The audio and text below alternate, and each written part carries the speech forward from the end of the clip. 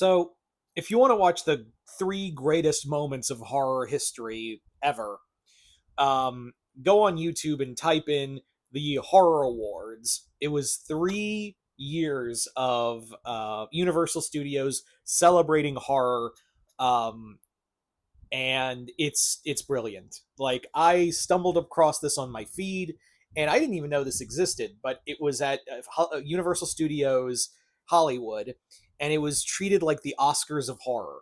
It was uh, it was basically hosted by Robert Englund all three times, and it was like tributes to. They had tributes to Bela Lugosi. They had Bela Lugosi, Boris Karloff. They had tributes to Psycho, The Birds, all of that, and they had horror. They had awards for Best Picture of the Year. Again, this is 1990 to 1992. Of course, the horror movies of the 90s are, you know, you might know some of the best ones there. But then you have, like, you've got Anthony Perkins there, you've got Wes Craven, you've got Roger Corman. It was you had Elvira, you had Vincent Price.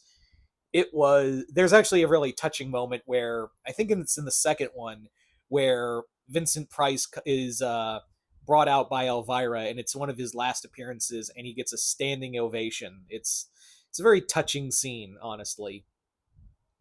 So yeah, the Horror Hall of Fame Awards. Yeah, it was everyone. Chucky, Crypt Keeper, everyone who was everyone in horror um, was there. And I have to be honest, I would not be opposed to have that come back. Just saying, like, you could have Tobin Bell and Shay, you could have Robert Englund back, maybe not as the host this time, but he would be there getting honors. Same with Doug Bradley. You could have a lot of the new age directors like Curry Barker, James Wan, all of these directors getting their due. So I think it's the greatest moment in horror history, but there you go. That's just my opinion.